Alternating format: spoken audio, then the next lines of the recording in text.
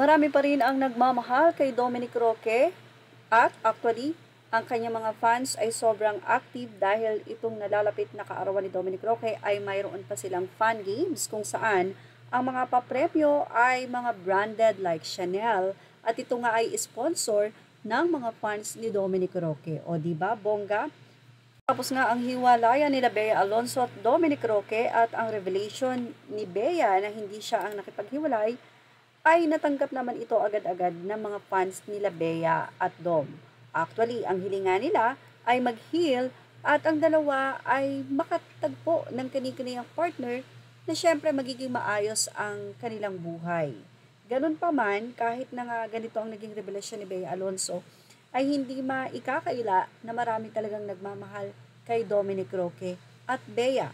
Ayon nga kay Bea, maayos sila ni Dominic, magkaibigan, kaya naman hindi niya na dinitalye kung ano pa ba ang pinakarason for respect na rin dahil nagmahalan sila pati ang kanilang mga pamilya.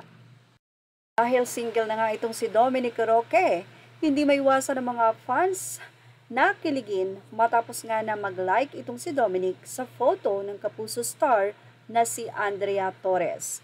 Say na mga fans, wow! Bakit hindi na lang kayo? Bagay na bagay kayo. Actually, ito po ay naging update sa Abante kung saan sinabi nilang todo push nga daw ang mga panay Andrea Torres, Dominic Roque, bagay nga daw sa isa't isa. Siyempre, naaliw ang mga netizen na parang sila na ang inip na magkaroon ng kapartner in life itong si Andrea Torres.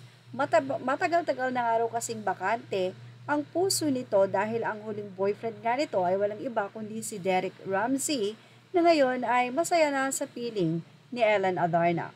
At si Andrea ang showbiz career at ang bagong negosyo, at si Andrea ang showbiz career at ang bagong negosyo ang pinagkakaabalahan ngayon at wala kang makikitang moment sa mga social media niya na siya ay nakikipag-date.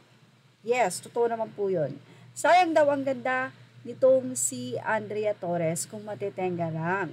Sana raw ay makahanap na si Andrea ng mamahalin. At dahil nga nag-like dito si Dominic Roque sa latest post photo ni Andrea na ang ganda-ganda nga biglang nabuhay ulit ang interest ng mga panay na bakit nga ba hindi na lamang ligawan ni Dominic Roque itong si Andrea.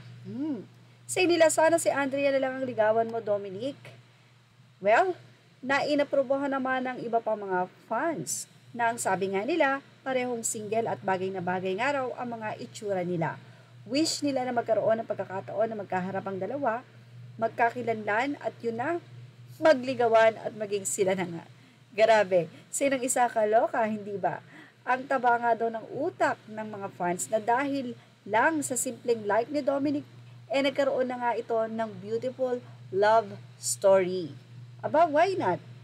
Tignan na lang natin at abangan kung ito ba ay yung mga iniisip ng mga fans, pwede bang mangyari? At yan ang ating showbiz snap update. Thank you for watching. Images are all credit to the rightful owners.